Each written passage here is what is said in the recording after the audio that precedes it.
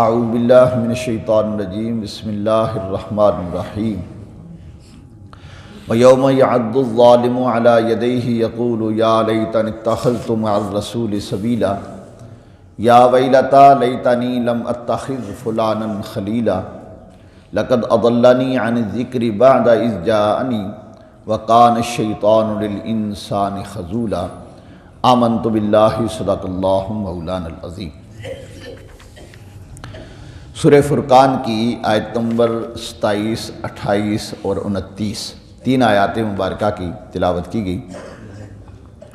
ان آیات مبارکہ کا شان نزول تو خاص ہے، لیکن حکم قیامت تک سب کے لیے عام ہے۔ شان نزول اس کا یہ ہے کہ عقبہ بن ابی محیط یہ قریش کے سرداروں میں سے ایک سردار تھا، اور اس کی دوستی ابی بن خلف کے ساتھ تھی، وہ بھی سردار تھا۔ جب نبی پاک صلی اللہ علیہ وآلہ وسلم نے انہیں اسلام کی طرف بلایا تو عقبہ بن محیط اس نے کلمہ پڑھ لیا، حضور کا غلام بن گیا۔ لیکن اس کا دوست ابی بن خلف، اس نے اپنی دوستی کی قسم دے کر اسے کہا، اس نے کہا اپنے باپ دادا کا دین نہیں چھوڑنا، تو کن چکروں میں پڑ گیا ہے۔ لہذا اس نے کہا کہ میرا دوست ہے تو، اگر تو نے دوستی نبھانی ہے تو پھر اسلام میں داخل نہیں ہونا۔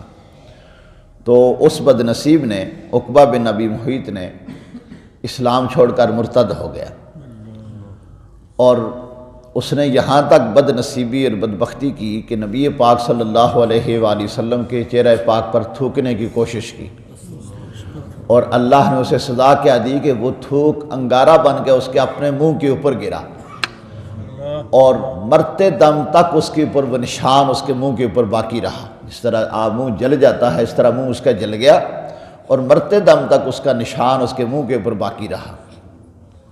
اور یہ تو اس کا حال ہوا، اور دوسرا ابی بن خلف، اسے نبی پاک صلی اللہ علیہ وسلم، اس نے حضور علیہ السلام کو دھمکی دی، میں تمہیں قتل کروں گا۔ تو حضور علیہ السلام نے ارشاد فرمایا تو نہیں، تو میرے ہاتھوں سے مارا جائے گا، تو مجھے تو نہیں لیکن تو میرے ہاتھوں سے مارا جائے گا۔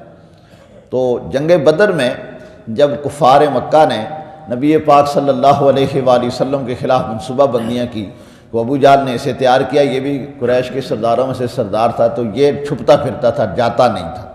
اس نے کہا تو سردار ہے، بڑے بڑے جنگوں میں شریک ہوتا رہا ہے، آج کیوں ڈر رہا ہے؟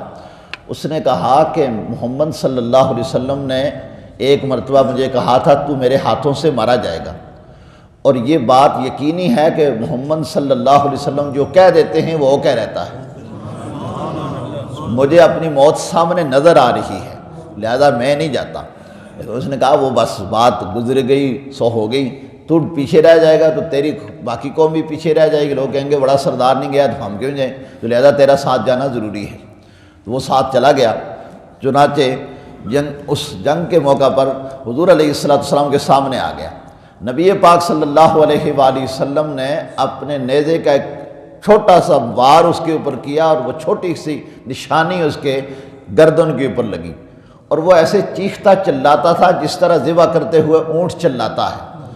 وہ سارے اس کے دوست اسے کہتے تھے تو بڑی بڑی جنگوں میں شریک ہوا ہے، اور اتنے چھوٹے سے زخم سے تو چیخ چلا رہا ہے جس طرح جانور چیختے چلاتے ہیں۔ اس نے کہا تمہیں پتہ نہیں، میرے اوپر یہ کار الہی بن کر نازل ہوا ہے، اور یہ تمہیں بظاہر چھوٹی سی نشانی نظر آ رہی ہے، مجھے ایسا لگتا ہے کہ سارے جہان کا عذاب میرے اوپر ہی آ گیا ہے۔ اور وہ چند دنوں میں تڑپتا ہوا وہ مر گیا، اور ہمیشہ کے لیے جہنم میں گیا۔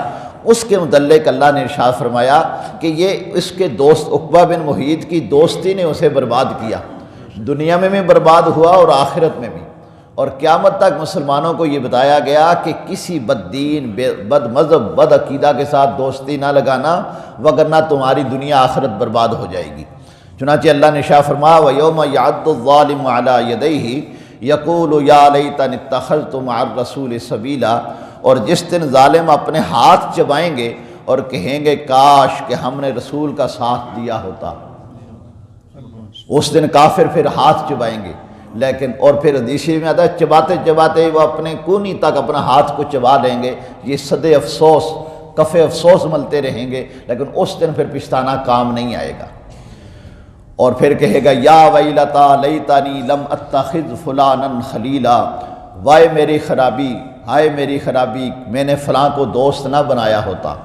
یہ عقبہ بن محیط کہے گا کاش کہ میں نے فلاں کو دوست نہ بنایا ہوتا۔ لقد اضلنی عن الذکر بعد اذ جاءنی، اس نے مجھے بہکا دیا، گمراہ کر دیا اس نصیحت کے بعد جو میرے پاس آ چکی تھی۔ مسلمان ہو چکا تھا لیکن دوست کی دوستی نے اسے برباد کر دیا۔ وَقَانَ الشَّيْطَانُ لِلْإِنسَانِ خَذُولًا، اور شیطان آدمی کو بے یار و مددگار چھوڑ دیتا ہے، خواہ وہ انسان ہو خواہ وہ شیطان ہو۔ یعنی بعض دفعہ انسان بھی شیطانی صورت میں ہوتے ہیں جو انسان کو برائی کی طرف لے کے جاتے ہیں۔ چلو یار فلم دیکھنے چلیں، چھوڑو نماز پڑھ کے کیا کرو گے، ابھی داڑھی رکھ کے کیا کرو گے، ابھی تمہاری کون سی عمر ہے نیکی کے کام کرنے کی۔ یہ شیطان ہوتا ہے، بظاہر انسان ہے لیکن شیطان ہے جو آپ کو رحمان سے دور کر رہا ہے، قرآن و سنت سے دور کر رہا ہے، شریعت کے اوپر چلنے سے دور کر رہا ہے۔ ایک طرف ماں باپ بلا رہے ہیں اور دوسرا کہتا ہے چھاڑ یار ماں باپ، روزانہ ماں باپ کی خدمت کرتے آئی ساڑھے نہ چل فلم دیکھن۔ یہ شیطان ہے جو آپ کو ماں باپ سے دور کر رہا ہے، جو آپ کو مسجد سے دور کر رہا ہے، جو اللہ کے قرآن سے دور کر رہا ہے۔ تو ایسا شیطان پھر ہوتا کیا ہے، جب انسان کہیں پھنستا ہے تو وہاں تنے تنہا چھوڑ کے پیچھے ہٹ جاتا ہے، پھر کہتا ہے میں نے تینوں نہیں سی کہنا یار، آپ پھنس گئے، تو تھانے پھنسے تو تیری اپنی غلطی سی، اتنے کھلے نہیں سی کھلونا نا، اتنے نہیں سی پینی نا، تو آپ پھنسے ہوں تو جان دے تیرے کم جانا۔ تو یہ برا دوست انسان کو آخری لمحہ، یہی قیامت کے دن بھی یہی حال ہوگا کہ شیطان انسان کو کہے گا کہ میں نے تجھے کہا تھا کہ تو برا کام کر، تو کبھی میں تیرے سامنے آیا تھا، تو ایسے میرے اوپر الزام لگا رہا، میں تو تیرے سامنے نہیں آیا، میں تو صرف تیرے دل میں وسوسے ڈالتا تھا، پھر آپ نے تیری اپنی مرضی، تو آپ غلط کام پہ چلتا تھا۔ تو اس لیے رسول پاک صلی اللہ علیہ وسلم نے ارشاد فرمایا المرء علی دین خلیلہ فلینظر من یخالل، انسان اپنے دوست کے دین پر ہوتا ہے، اسے دیکھنا چاہیے کہ کس سے دوستی لگا رہا ہے۔ بد عقیدہ سے، بد عمل سے، برے انسان سے دوستی لگائے گا تو خود تو ڈوبے ہیں صنم، تمہیں بھی لے کے ڈوبے گے، وہ خود بھی ڈوبا اور تمہیں بھی لے کے ڈوبے گا، برباد کر دے گا۔ اس لیے برے دوست سے بچو، اچھے کے ساتھ دوستی لگاؤ۔ اور اچھے کی نشانی کیا ہے؟ رسول پاک صلی اللہ علیہ وآلہ وسلم نے ارشاد فرمایا اذا رأوہم ذکر اللہ، اچھے کی نشانی یہ ہے جب تم انہیں دیکھو تو خدا یاد آ جائے، یہ اچھے کی نشانی ہے۔ اگر کسی کے ساتھ رہنے سے تمہیں نمازوں پہ دل لگتا ہے، قرآن پاک پڑھنے پہ دل کرتا ہے، داڑھی رکھنے پہ دل کرتا ہے، شریعت کے اوپر چلنے پہ دل کرتا ہے، تمہیں وہ اچھائی کی طرف لگا رہا ہے، سمجھ لو کہ وہ اچھا دوست ہے۔ اور اگر تمہیں اللہ اور اس کے رسول سے دور کرتا ہے، صحابہ کرام کی گستاخیاں دل میں پیدا ہوتی ہیں، اولیاء کرام سے دور کرتا ہے، چھڑ یار داتا صاحب جا کے کی کریں گا، ولی مر گئے نعوذ باللہ، ان کے پاس جانے کا کوئی فائدہ نہیں ہے، تو سمجھ لو کہ یہ بد عقیدہ اور بد عمل ہے، اس سے بچو، اسی میں تمہاری عافیت ہے۔ شیخ فرید الدین عطار علیہ رحمہ فرماتے ہیں کہ بدتر بود از یار بد، کہ یار بد بدتر بود از مار بد۔ آپ فرماتے ہیں کہ برا دوست سانپ سے بھی زیادہ برا ہوتا ہے، سانپ صرف تمہاری جان لیتا ہے اور برا دوست تمہارا ایمان لے لیتا ہے۔ جان تو جانی ہی جانی ہے لیکن ایمان چلا گیا تو آخرت بھی برباد اور ساری زندگی برباد ہی برباد ہے۔ اس لیے بد عقیدہ آدمی، بد عمل آدمی سے دوستی نہ لگائیں، خاص طور پر شادی کرتے ہوئے اپنے بال بچوں کی ان چیزوں کو سامنے خاص طور پر رکھا کریں۔ ہم برادری کے بارے ضرور پوچھتے ہیں، سٹیٹس کے بارے ضرور پوچھتے ہیں، پڑھائی کے بارے پوچھتے ہیں، لڑکی پڑھی کتنی ہے، لڑکا کتنا پڑھا ہوا ہے، برادری کون سی ہے، لیکن مذہب کے بارے نہیں پوچھتے۔ یہ کوئی بد عقیدہ تو نہیں، بد عمل تو نہیں ہے، مرزائی تو نہیں ہے، کوئی دوسرا خبیث تو نہیں ہے۔ اگر ایسا ہوا تو پھر آپ کا بیٹا اور آپ کی بیٹی ساری زندگی کے لیے برباد ہو گئے، اور نہ صرف وہ آپ کے اس کے ساتھ برباد ہو جائیں گے۔ اس لیے اہل حق میں رہیں اور اہل سنت میں ہی اپنے بچوں اور بچیوں کی شادیاں کرایا کریں۔ باہر نکلیں گے تو خود بھی برباد ہوں گے اور بچے بھی برباد ہوں گے۔ اللہ رب العالمین ہمیں رائے حق پہ استقامت نصیب فرمائے، اچھوں کا ساتھ نصیب فرمائے، اور اسی پہ اللہ ہمیں خاتمہ نصیب فرمائے۔ وآخر دعوانا ان الحمد للہ رب العالمین۔